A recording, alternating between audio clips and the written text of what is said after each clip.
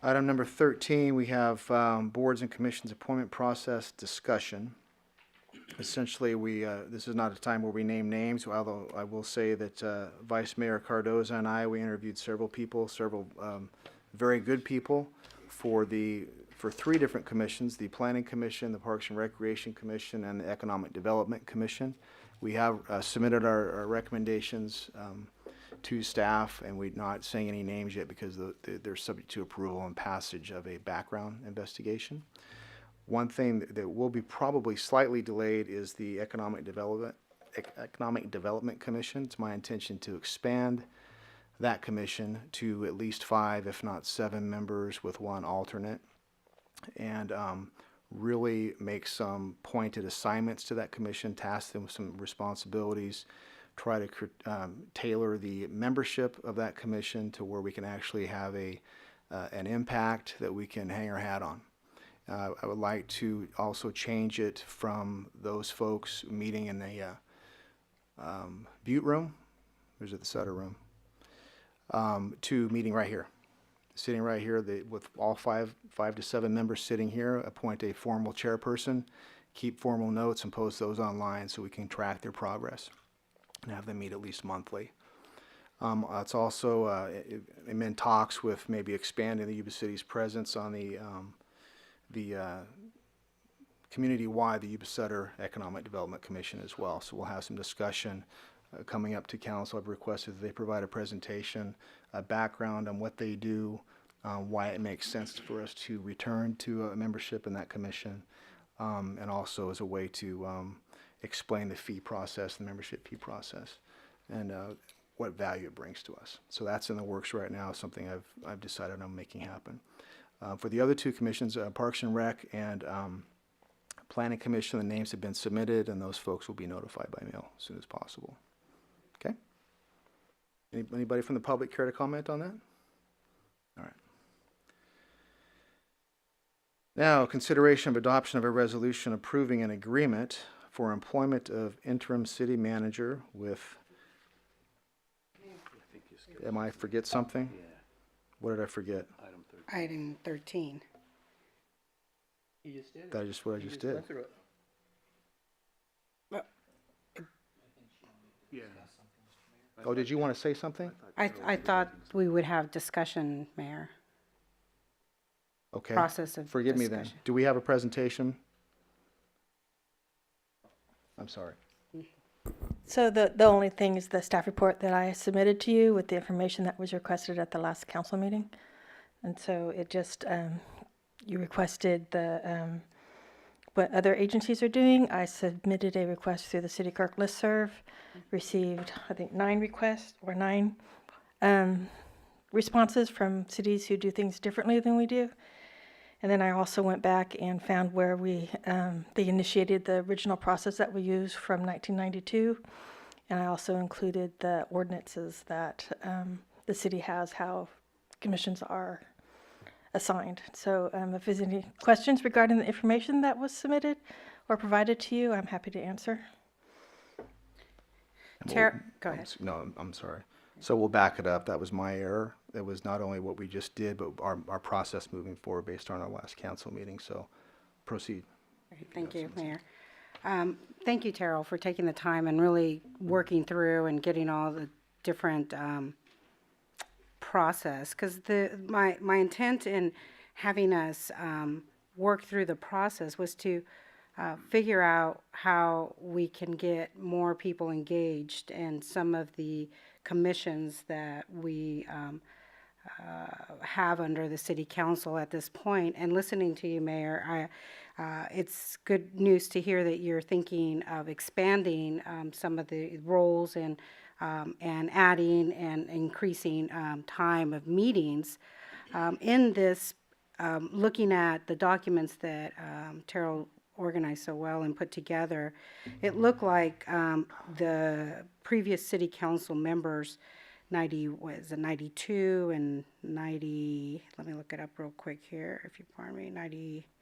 It was 1992. Yeah, 1992, that there was a different practice done in the interviewing process, and then it was by that council at that moment changed, and they were suggested to go back into a subcommittee method. And so I'm requesting that I know you've done great work between you and Vice Mayor Cardosa of interviewing, potential candidates for the Planning Commission or Parks and Rec. As you noted well, that there's a shortage in other potential economic development, or maybe are there other types of commissions or boards that we might like to consider? So I'm requesting that maybe we have further discussion to see if we could review the process and the practice that currently is the standard, because it was changed in '92, and now we're in 2019. Sure, we'll open up to discussion.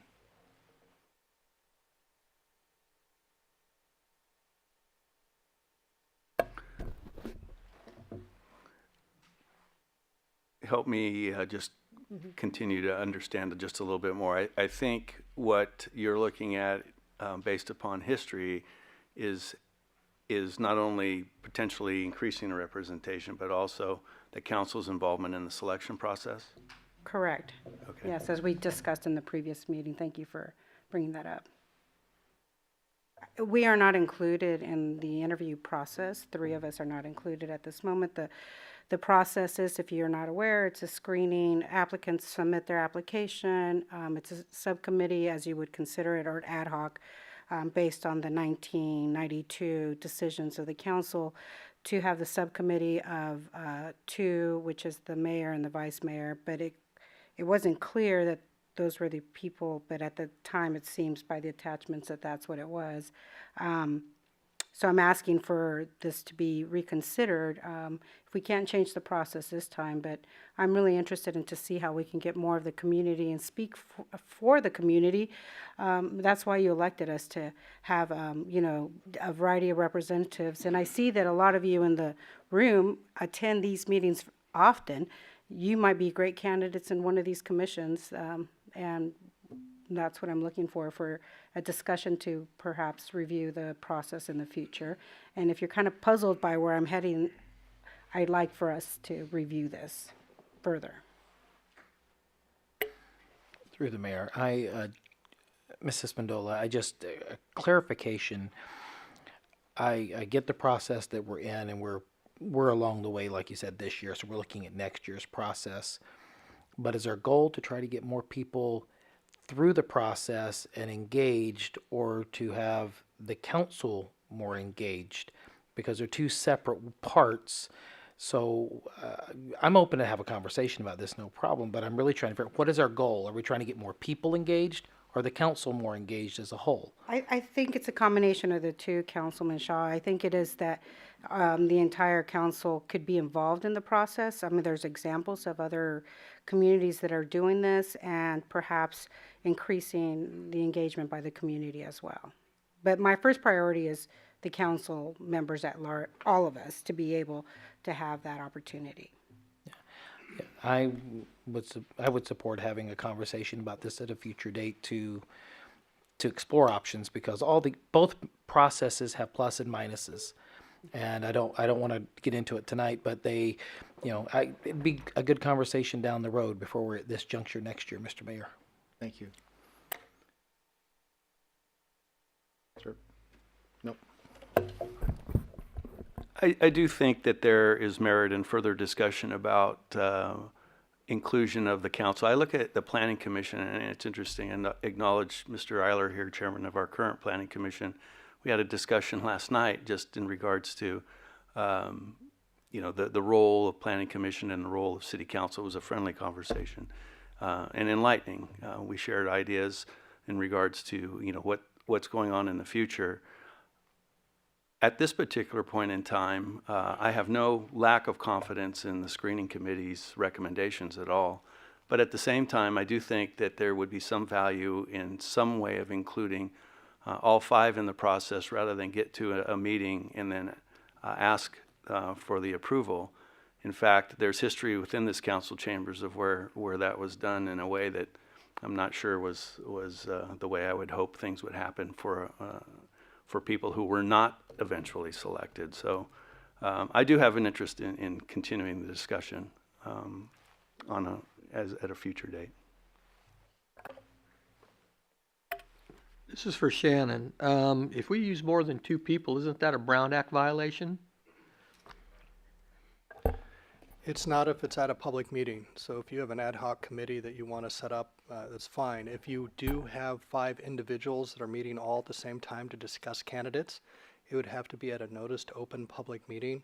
If you look at Terrell's report, some jurisdictions have the candidates wait outside while the other members of the public are inside, but people can come.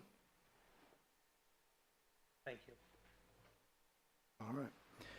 My recommendation as we move forward on this, it looks like we have some interest in furthering the discussion. I would recommend, Grace, perhaps draft your vision of what you would like us to see. Yeah, you can draft that in detail, and then bring that forward to us that way we have a framework upon which to base the discussion and modify it if necessary, and then eventually vote on it, if that what you prefer. Concur with that, and I would ask for Darren Gale to assist in the work of that drafting with me. He is in charge of the Planning Commission along, and perhaps even ask a few community members that would like to join me and draft that. I would be interested in having you help me figure this out, this process. Okay. As the owner of the idea and the motion, it's important that we make sure your vision and what your intent is clearly represented. So that's very good. So, you have any idea when you might be able to get that? I can do this tomorrow. But when we could do this, Darren? Second Tuesday of next week, right? All right. So that will what you're envisioning is increased council involvement, which, in your opinion, or in the hope is that we have greater public participation, more applicants, and then council as a whole has a say-so into which applicants move forward. You're describing the vision well. Is that okay? Thank you. All right. So we can put that in writing, make it an agenda item, and we'll discuss that based on that framework. Thank you. So we'll do that. Thank you. Thank you. All right. And we have a person who would like to speak on this item, Mr. Mark Mulliner. Mr. Mayor, council members, council lady, I would like to point out that first, we don't know what the staff report, what the information was.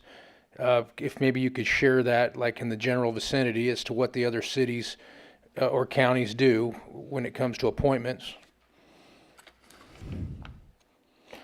And what I would like to suggest is, at the end of the day, when people are elected, and I supported Sean and Manny in 2016, and when you got on here, at the time, I didn't understand these appointments and how these worked. So the previous council already had a procedure in place that you guys inherited. And when you got on, you were learning from them as to how things were done. And in that process, since you guys were elected, we've had 3 new council members come on board. And you guys are the council that I think everybody in the community is hoping isn't afraid to make change. And we want it to be good change, and we want it to be value change. We don't want to just change for the sake of changing. But I know continuity, when you get elected people into a position, there's going to be some change. When the new city manager comes on, the interim, she's going to want to make some kind of change. That's individual ownership. You want to have people around you that you trust. When the permanent city manager comes on, they're going to want to bring some people in, and they're going to want to have that security of those people they know. When a new council is elected, if each council member knew that they were appointing to economic development, they were appointing to planning, they were appointing to safety commission, parks and recreation, if each council member had the autonomy to make sure that they appointed whom they felt like the person that seen their vision, the person that wanted to work with them in the future, according to the plan that the city council has implemented. And not to be a rogue out into left field, and not to be disruptive, but to actually help create continuity between the council, the planning commission. I know some people on the current planning commission. It's not a bad planning commission at all, but it's not your planning commission. It's the previous council members' planning commission. So with all due respect, I just say that I'm in favor for you guys coming up with a system that's going to empower each and every council member to be able to have the autonomy to do this going forward. Thank you. Mark Moliner, Local 228. Thank you, Mark. Through the mayor. I just want to bring a point of clarification on that because as a newly elected council member, the system that we inherited, we do have a say in the end. This is our screening committee, but it's the system we have right now. If someone comes before us, we can always not accept the recommendations, and that would leave a vacant spot. Hopefully we would do it in a more respectful manner than has been done in the past when those have come up, but we do have that option. So it's not just a rubber stamp to what the screening commission does or a committee does. Council does have a say, but it looks like we want to try to have maybe a more transparent and more open process in years to come. We've discussed that option. Right. Yes. That's- Absolutely. All right. Any further? All right, thank you. Now, if I can find